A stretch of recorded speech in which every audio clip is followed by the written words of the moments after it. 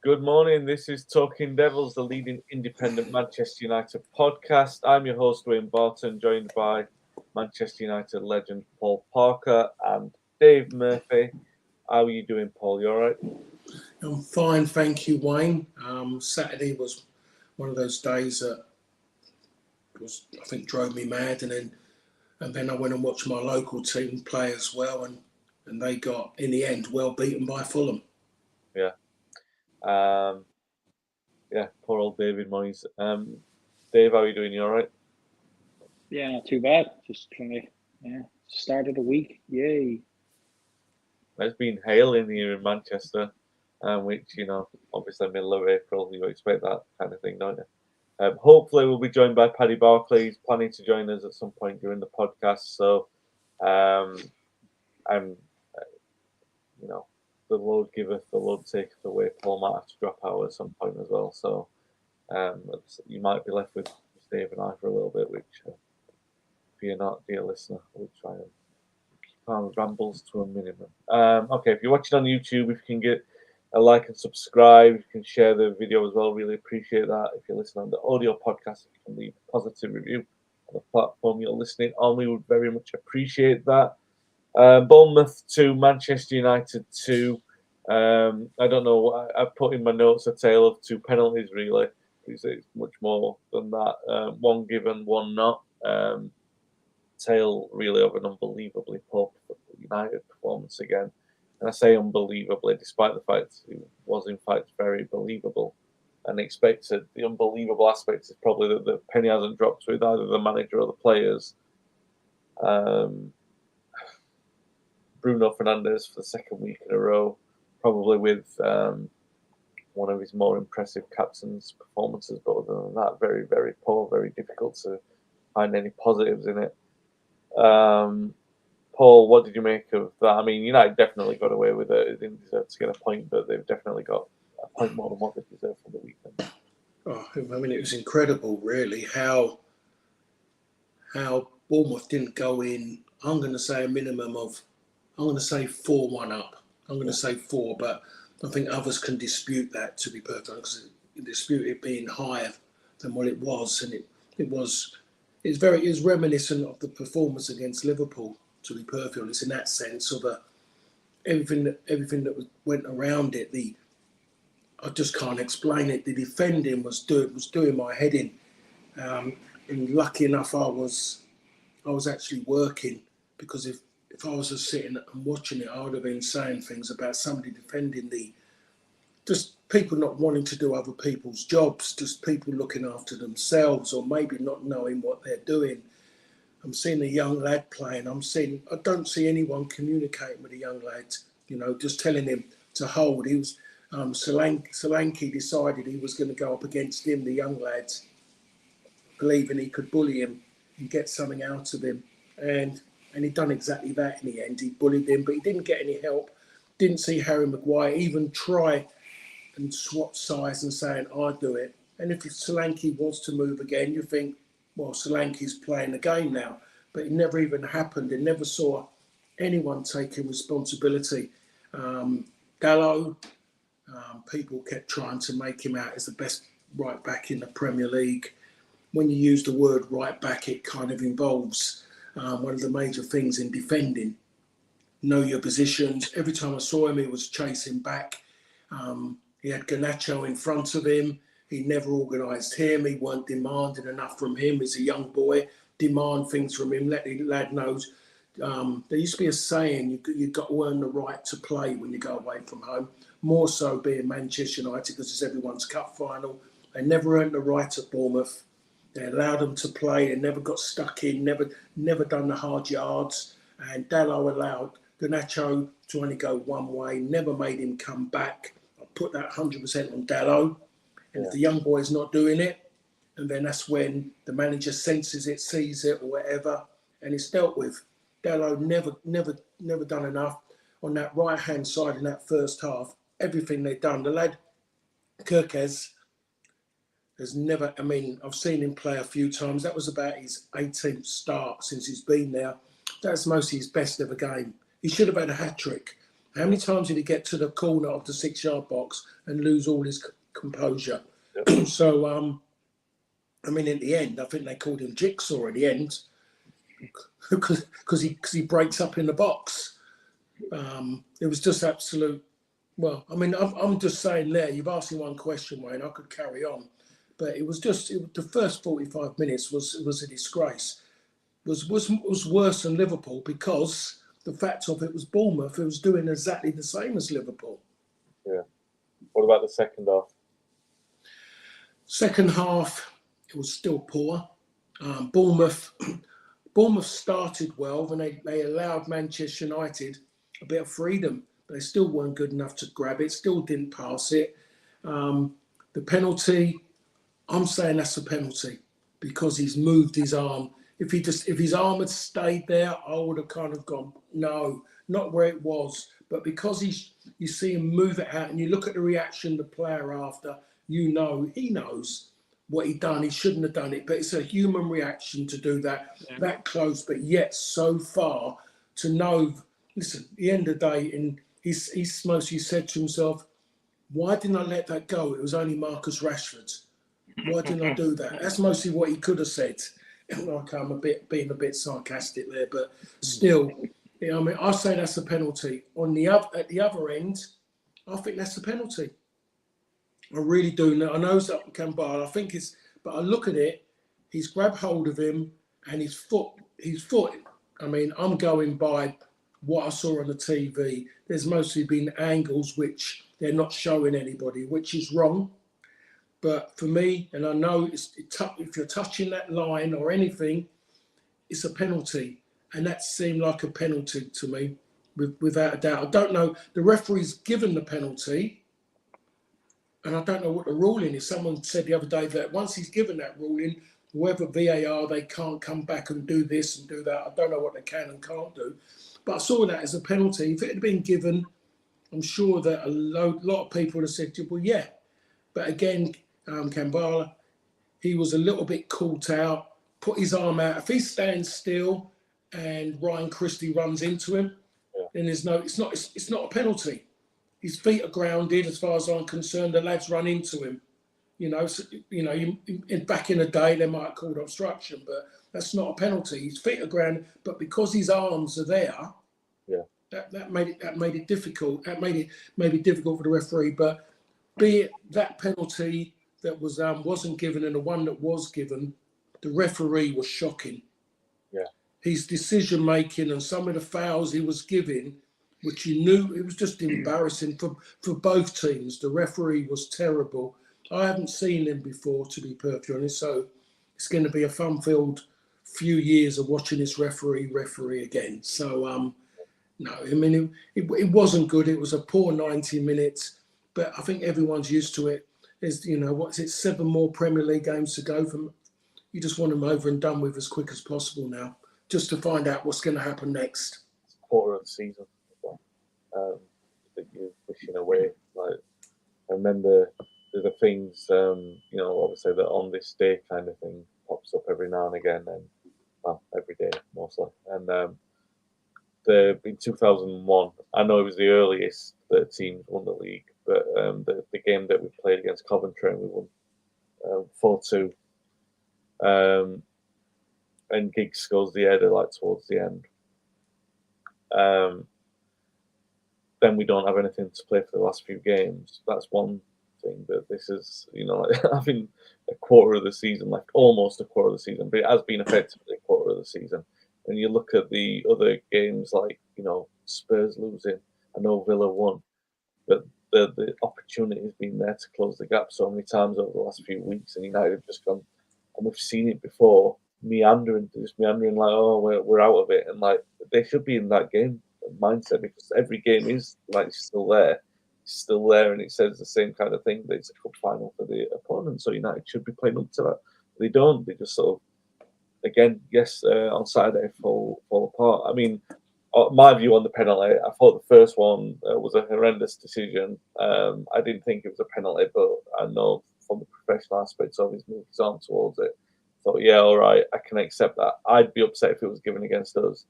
And the second one, I felt like I did think it was more to do with obstruction, but I think like he knocks it around him and sort of runs into him, trying to play for the penalty. And fair enough. I mean, sometimes those kind of things will happen, and it is obstruction. It's that close that's how fouls are given and won. But I did worry about his foot being on the line, but I thought like, if you're giving a penalty for that, you're going to give penalties every single week because, and they do for all kinds of stuff. I mean, there was there was something earlier in the game where he'd given a foul in the box and one of the players had barely even touched him. It was like an obstruction for a run across, and it was like I think he bottled it because he'd seen the corner. Maybe he shouldn't have given the corner. And I really dislike these referees, like two wrongs for a right and things like that. But I don't think United came out of it badly on Saturday at all, by any means. I think the decisions aside, we were definitely lucky to get the W. Paul, Dave, what do you reckon to the game? I mean, we've seen some bad ones, and obviously that's not a good one. But where do you place it in the context of time running out of this season? Yeah, I think it was pretty shocking. It really was. It was like an end of season. Just let's fill in these 90 minutes. We won the league. It was that kind of attitude, even though we're seventh. A couple of things from the game. I think Paul hit the nail on the head. Why Harry Maguire didn't help Kambala out more, because it was clear that Solanke went into that game thinking, this lad's a kid. I'm gonna show him what it's all about. He got no help, and it was a poor performance. I think he grew a little bit into the game as it went on, but United were just terrible, absolutely terrible. And coming away with a point, it was similar to like Brentford a few weeks back. That's the positive we can take from it, because we didn't deserve anything from either of those games. One of the other things that I wanted to hit on was the performance by Garnacho. I mean, that was probably the worst 45 minutes I've ever seen him play. A lot of the problems stemmed from him just, I don't know, he was having a brain fart every 2 minutes. He was just disappearing. He wasn't tracking back. And then,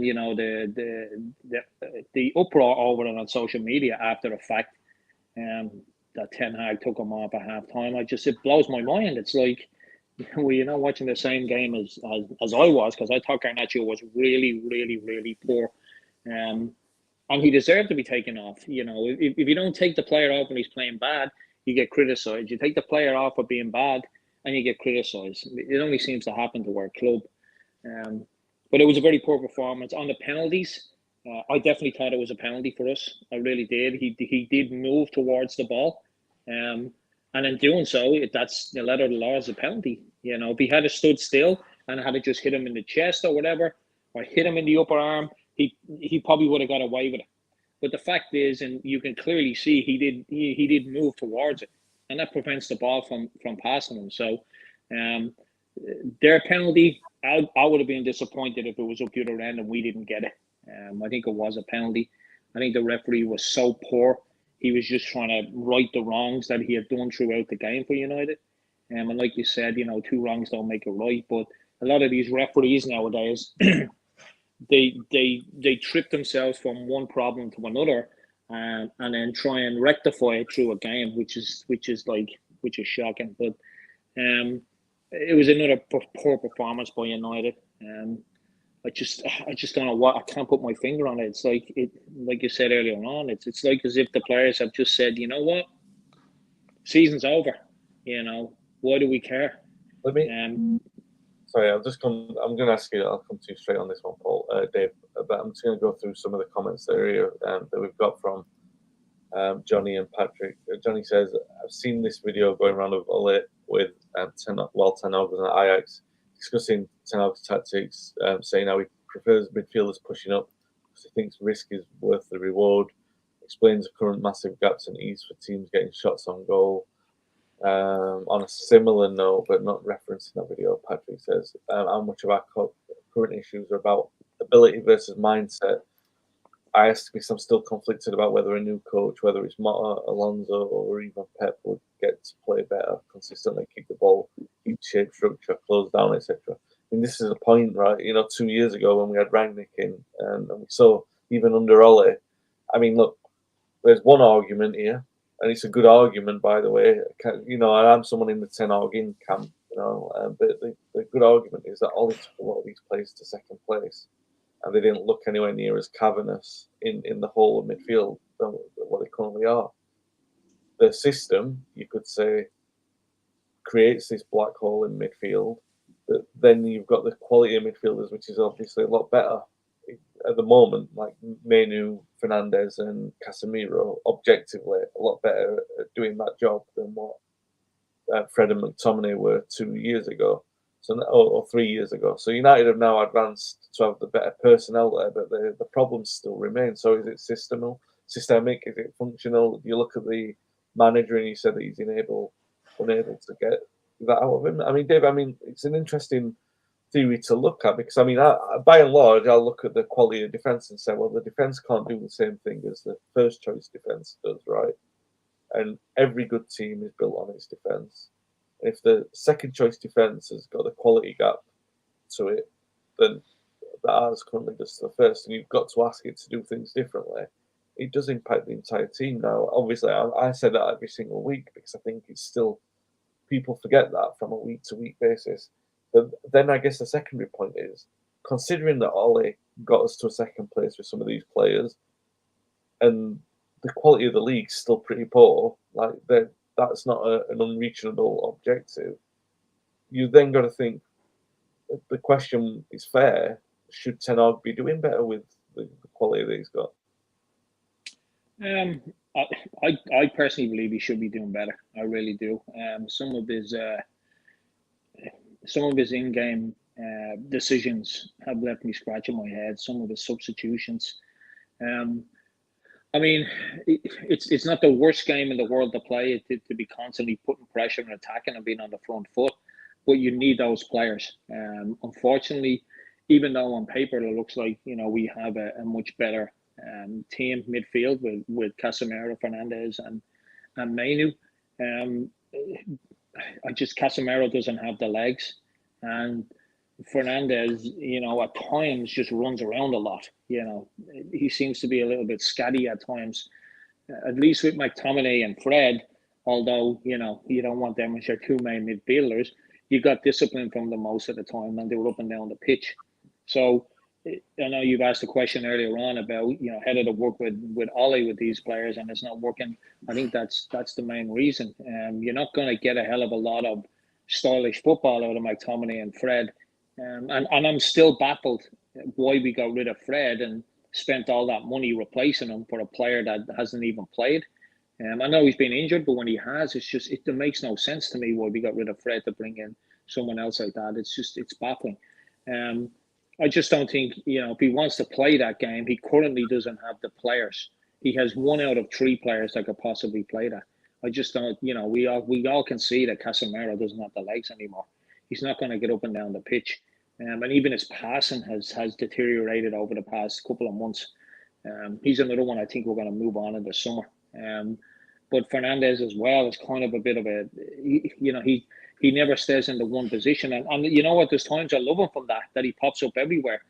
But it's not going to suit the style of play that Ten Hag wants. So it is baffling that he's still trying to play that with the current players that he have. It's like buying Peter Crouch or Niall Quinn and not crossing the ball in. It just makes no sense. If he's still consistently trying to play that game, we don't have the players for it. And I did see the video of Hullet and Ten Hag, but I don't know how old that video is. Is that his mindset today of how he wants to play, or did this video happen in the last year or two, or is it one from 5, 6, 7 years ago? Because managers change their philosophy, and based off the players that we have, like I said, it's a little bit crazy to think that he wants to play that way when he doesn't have the players to play that way. Yeah, but you look at it sometimes, and it does look like the amount. Paul, you were saying earlier about the common complaint Saturday night was that there was nothing at right back. The issue was that we did have a right back and we had a right-sided player, so we did have the players on the pitch. So what were they doing? They can't have been doing what the manager wanted them to do. I know that Dallo likes to play this sort of inverted defensive midfield role, but we look at Campbell's position and he was like I said it last week on last week's pod that when you put junior players in, you don't expose them.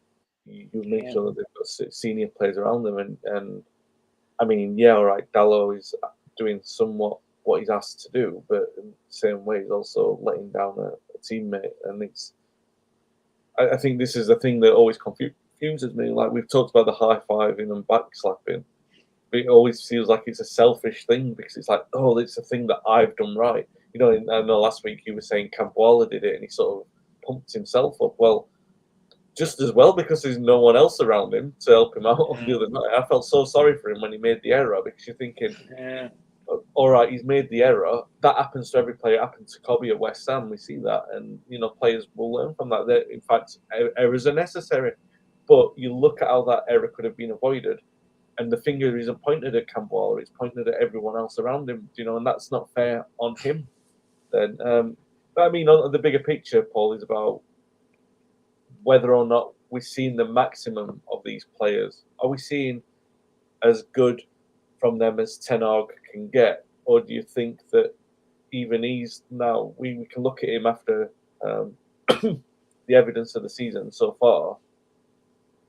I'll just come on to this point from Johnny, because he's just referencing Dave's point there. He says the video was in 2019.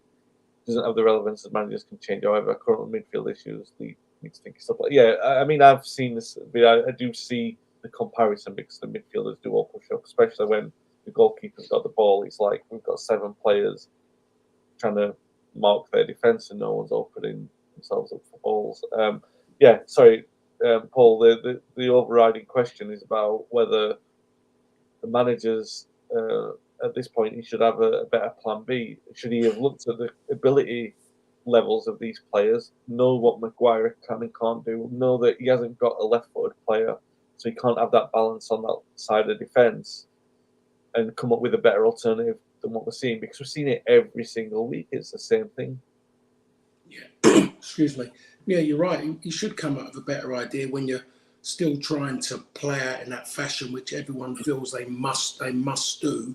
I don't know what's happened to taking responsibility yourself and deciding that you're not going to play that way because you haven't got the personnel on that given day equipped to do it. And it doesn't seem to be that way when you've got someone like Wan-Bissaka, not his strongest on his left side, and he's doing a decent job out there, to be fair to him. He's doing decent. He's doing what he's good at, first and foremost, is defending. Anything other than that is a plus going forwards. And you look at Harry Maguire, who's never had a left foot, is always under pressure when he has the ball. There's this thing about him being good on the ball. He gets it and he just kills. If you want to move anything quick, you don't give it to him. It's as simple as that. And then you've got a young boy playing to the right, and then you've got a right back who is, as you mentioned, trying to be inverted. Didn't need him being inverted. You're away from home early on. Stay in a given position. Make sure you're around for anything that goes over Kambala's right shoulder, so you get to it first, not dragging him out. Yeah. He had Solanke, as I mentioned earlier. Everything went there. All of their attacks. Yeah. Because they spotted a weakness. The manager didn't have to be too clever, but he knew he had a right side midfield player. After 5 minutes, didn't want to track back. He sent the left back on and go and test him. See that if he wants to work. Found out he didn't want to work hard. He knew that he had a Dallo. Doesn't really know his positional sense marking that side. Went missing on a young boy. On the goal, the first goal, where was Harry Maguire? Should have been closer. Left a big gap between him and Kambala through the middle. So when Solanke, in the end, gets around him when he slips, which no one plans to do that, where was the second man to help him? Nope. The shot from the distance he shot, I wonder, the keeper was a bit deep, in my opinion. Sitting them made it easy for Solanke to score. It might as well have been a penalty. The way that it went, it was poor, but there is a problem with what the manager wants to do. And sometimes you do have to change. And you're talking about that big hole in the middle and Casemiro, and he wants to play. But the one thing, there's a style, always about styles of play, and everyone's about doing this and doing that. But the one thing that should be easy for everybody, doesn't matter what team you play at any level, maybe unless you drop down to really kids and 7-a-side and that, is that you move together and you're tied to string. You're tied up with a bit of string and you do that. Yeah. Left, right. And they don't do it. The moment the midfield players go forward as they are trying to join in, you're looking then for a centre half, fullbacks to scream, squeeze, leave people behind. And that's what you do. You kind of jog, you semi-sprint, you get up behind the midfield in case they have to stop and turn round. And normally you watch the teams that have been successful this season at any given level of where they are in the league. The moment a lot of them go forwards when they're looking to go and gain something, the moment they stop and they turn, they pass it somewhere, but they're not going 20, 30 yards back to start again and lose that momentum. The centre halves or the fullbacks are directly behind them or made an angle off of them. Manchester United don't do that. And I keep saying it, and I've said it to you, Wayne, now. And I don't want to say how long because it just gives me nightmares that he's been at the club that long. Since Harry Maguire's been there, that gap's always been there. The difference is that more with a McTominay and with a Fred, there was more energy in the middle. Yeah. The problem is when they had the ball, and time was the problem. Yeah. Now, everyone's to say it, and Dave's has said it, Casemiro's legs are gone. His legs, he isn't what he was 3, 4, 5, 6, 7 years ago, but there's still that in there. And the problem is the gap in that middle, and you throw anyone into a gap that big and you haven't got the ball and you've got to go left to try and get it, and you're going to go right, you're going to get tired quite quick, physically and mentally. Mentally, you're not going to want to keep doing it after a while. And when you do get the ball, you're mentally tired because you're telling yourself, if I give it there, he might lose it. I've got to do that. So there's negativity running through Casemiro's mind and his body because the gap's that big. If he had someone, a centre half, like I'm going to have to name him, the Argentinian, Martinez, whatever you call him, if he was there, he would shout because he wants to join in. So when he joins in, he wants his other compatriots, his left back, he wants his right side centre half and his right back to make sure they're with him in case he gets in a bit of trouble. So he needs help from his unit because he wants to help the unit in front of him to make sure that they help the unit in front of them. Yeah. They're not together. They're playing as individuals, a lot of them. And that's the reason why United look bad. It's not because of people's legs are gone or this and that. It's because they're not a team. The manager, the one thing, if you ask somebody, we're going to go on a 5-mile run, there'll be quite a few players who go bang. There'll be other players who just jog. Yeah. And managers will accept that. But they'll wait and see what they do at the weekends or what they do in the midweek. Yeah. And if they suddenly see that, then they pull them up saying, you're not driving yourself forward and pushing. I'm not giving you a time. I'm asking you to run 5 miles. I'm not saying it's a race. I'm checking to see what you've got in there. Are you going to drive? Are you going to compete against someone else? And the answer to a lot of them, they don't want to compete. They want to take part without competing, Wayne. That's the problem. It's a very interesting thing because I don't know if anyone remembers. We say a lot of things on this podcast, obviously, but one of the things we were talking about a year ago was the value of putting in younger players into this environment. And one of the drawbacks we were saying was the environment is too selfish for those players because they won't be given the opportunity to thrive in it and they'll sink. Now, I mean, I'm not saying that about these players so far, but I think when you look at stuff like, Garnacho's post on social media because he's been brought off, because he's been emboldened to believe that he's untouchable within a short run of games. Don't get me wrong, he's been one of the shining lights of the season without doubt, and his career trajectory is probably very high, and I hope that it is. But the point is that he's already been sort of enveloped in this selfishness that he's got to protect himself. So he's going to call out the decision or other players because he knows that his performance is as much about the 10 players around him as it is about himself and the opponent, obviously. But it is a communal thing. So where it's easier to point the finger, and it is easier to point the finger, then you don't have the responsibility. And for Garnacho, he's a little bit untouchable with the response being that he's so young that you can expect inconsistency. But you look at Campbell, very the case in point is made there by there's no one around to help him. There's no one taking senior responsibility to say, well, we're all in this together and we're going to help you. They knew at the weekend. I said this on maybe the last 2 podcasts. I'm not calling out individuals, but you can see it happening in passages of play. He's been sent medicine balls. It's like, all right, well, you can get us out of trouble now. You're better at being able. You're the one with a good reputation in midfield, so you get us out of this. We'll play you into a position where you can't do anything. So he loses the ball because he doesn't have the experience to get out of it. But this is what I'm saying. It's an endemic problem within the squad, and we were talking about this a year ago. The worry of putting them into that environment is that you see things like this instead of those players coming in as they were in the first few games, elevating everything. Everyone's stepping up a notch. When the chips are tough, when things are down, things aren't looking good, it's a squad that goes into itself and looks like they play like individuals at the weekend. And it's so weird because we've seen, and I guess maybe it's to do with the injured players coming back. Paul, you mentioned Martinez as the perfect example of it. There's a unity there. There is a unity there that exists when those players come back. And Ten Hag's big responsibility, if he's got a long-term job at the club, is to weed out those individuals because you can't. That's the culture that rots your team and rots your squad. And there's a bigger picture. Is he able to move those players on? Does he have the ownership backing to be able to transition those players out and bring ones in? Because you still need to bring senior players in. But I think what we're seeing is the rot of all of that, and we've seen it, we're familiar with it, and to see it again is not very pleasant.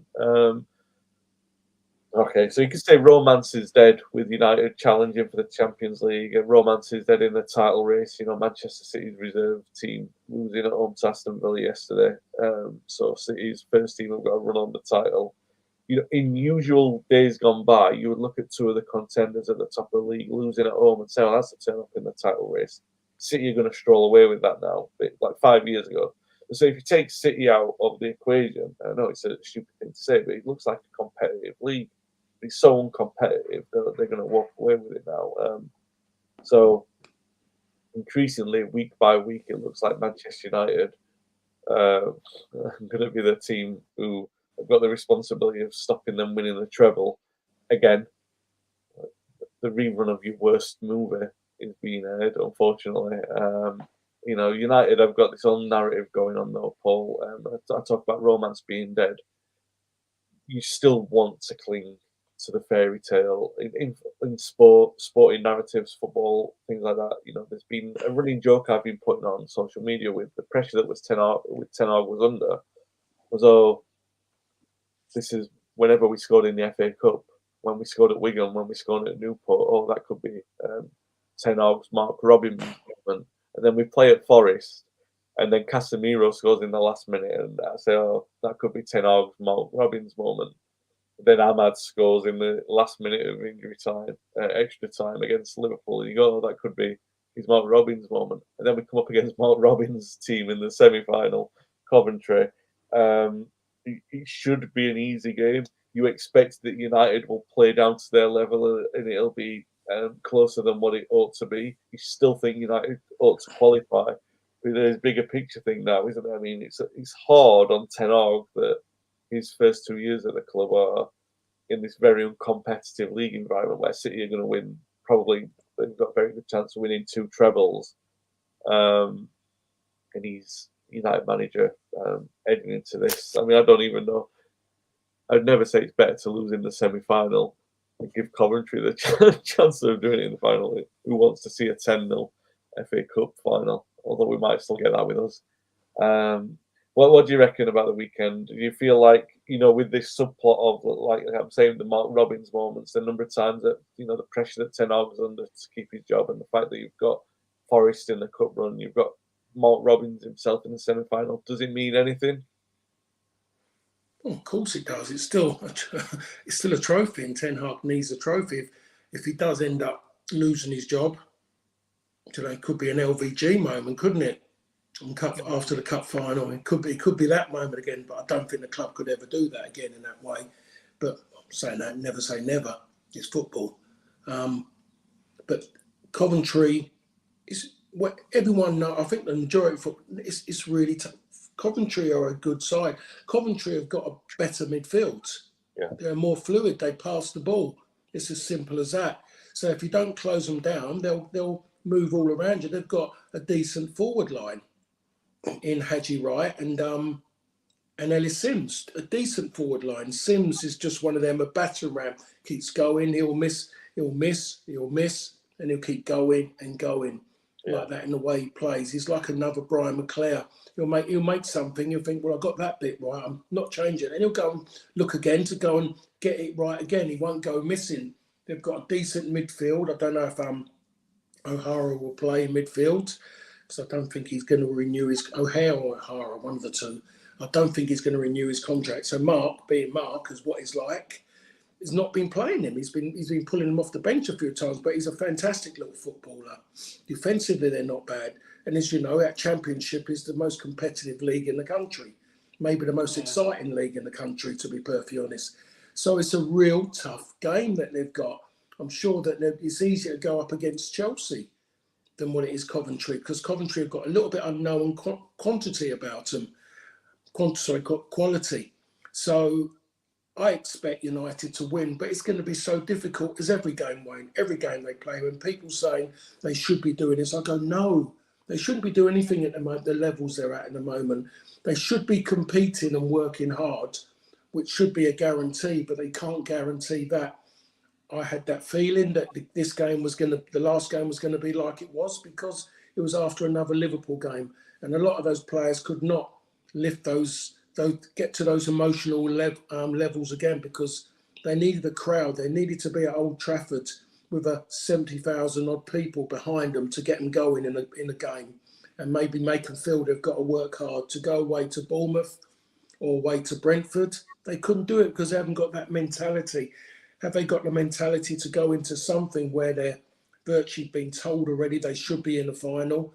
So really, they should go there, making sure they go and do it, and not want to suffer the embarrassment of being beaten. Because how good I've talked up Coventry and everyone else does in black and white. Manchester United got beaten by a Championship side to miss out on a cup final spot is what's going to be remembered on Monday.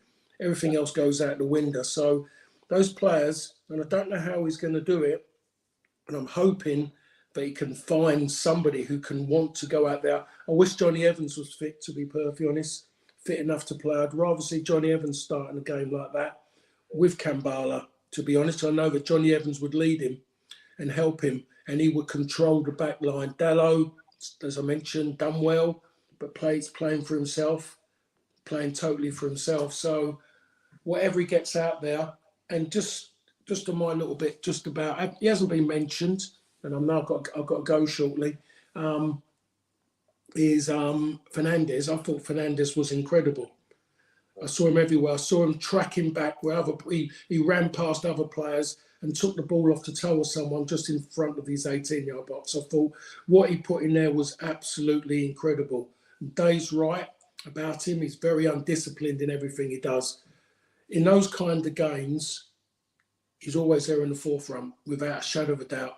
But the games that you want to see him in and have that control in the bigger games and get hold of the ball and then make things happen and talk to people as a captain, that's the games where he needs to find them. That's the games he needs to find himself.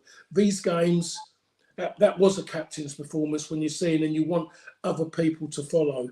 Yeah. But I saw those kind of performance in a Fernandes, and I saw that in the likes of a Brian Robson, a Roy Keane, and a Paul Ince. All week, doesn't matter, whatever game that was always the levels they was always playing at when things weren't going right. They'd done those kind of things, and it was up to us as people around them to make sure that we got as close to those levels as possible. There wasn't enough players who followed on from that, and that would have embarrassed me as a fullback. It would have embarrassed Brucey or Pally if one of those three was running past them and doing their job. I don't think it affects a lot of these players. I really don't think it affects them. No. Well, if Paul's giving praise like that to Bruno, then it's fair. We've given him enough stick on the podcast, but there you go. If Paul drops out, he drops out. I'll ask Dave the question about the semi-final against Coventry. Great comment that made by there about Coventry's expectations. So Sims has been great in the cup run so far, and I think about, not many people would think about it, but the last time United played Coventry in the cup, well, in our cup, we lost 2-0 against them at Old Trafford in the League Cup in 2007. We just become league champions as well. Much better United squad than this one. You have that danger. I know Paul was saying there about the individuals, right? You got the feeling that United could be undone by everyone trying to score the perfect goal on Sunday day. You know, that they think there's going to be a walkover. So everyone's looking for that highlight reel, and you can see that happening with this United team. That's a very real danger. Yeah, it's going to be a tough game, and you know, I've always said it as well. And I know Paul mentioned earlier on, the Championship is one of the toughest leagues in Europe, I believe. It's very competitive, and there's a lot of good teams in it. And Coventry are going to Wembley. You know, if that's not an incentive for them, I think it's going to be a very, very tricky tie. I think United need to get the 2-0 as quickly as possible, because I think that's what's going to kill the momentum for Coventry. It's a big pitch, as we know, Wembley. So it's by no means a walkover. But that said, you know, all the other three teams in the semi-final would have wanted Coventry. So it is the lesser of the teams that are in there, but that makes them even more dangerous in my view, because if we take our eye off it for a minute and they get a goal ahead, you know, it's we're not exactly fighters, are we? Unless we're playing Liverpool, which is something I don't really like to comment on, because I don't want us to become that type of a team that we're just looking forward to playing Liverpool every season. Very similar to the way they were in the 90s and a lot of the 2000s as well. That was their season, you know, taking points off United. It's going to be a very tricky tie. Mark Robbins has got them well organised. I did watch their quarter-final game. They don't give up, and that's going to give them momentum, that is. You know, it really is. And they're coming into a semi-final where, you know, this is probably the only chance. I don't want to be disrespectful, but it's probably the only chance a lot of these players are going to get to an FA Cup final. I just feel that, you know, as you drop down the divisions, it means a lot more, the FA Cup, than teams in the Premier League. The majority of teams in the Premier League, for the supporters, for me especially, it's the one thing that I want to win every year. Obviously, you want to win the league, but I just have that special connection with the FA Cup. I just, you know, it's one of the first games I ever seen with United at Brighton. It's just one of those things where it's like, it is. I believe it is coming back, but I think, I'm just not sure whether this current Manchester United team, a lot of these players, know what it's like. You know what it means to the fans to get to an FA Cup final. It's going to be difficult enough when we get through, but this is going to be a very tricky time. And I do honestly believe we need to get the 2-0 as quickly as possible, if possible, to just kill them off. I think that's what will kill them off. But it's not going to be an easy game by any means. Like I said, a large pitch might help United. I am a little bit, you know, I definitely would have preferred someone like Johnny Evans, as Paul said, in there. We're just like, it's like a silent movie at the back these days. Wan-Bissaka doesn't talk, Dalot doesn't talk, Maguire, you know, just points and says things. It is a bit of a concern, but I do believe we'll win, but I don't think it's going to be as easy as you know, a Premier League playing a Championship team would be. We don't make things easy for ourselves, but we got to get the 2-0 as quickly as possible. Yeah, there you go. Well, we'll see how 11 individuals fare against a team next week. Worked out well for us so far, right? As you can tell by our beaming pessimism on the pod, thanks for everyone to watching and listening this week. Really appreciate it. Even managed to get there before Paul and Dave walked out on me. They were threatening to do that by 10:51. I was going to be left here talking by myself, which I'm sure they would have enjoyed very much. We'll be back next week, guys. Stay safe, stay well, and thanks for listening.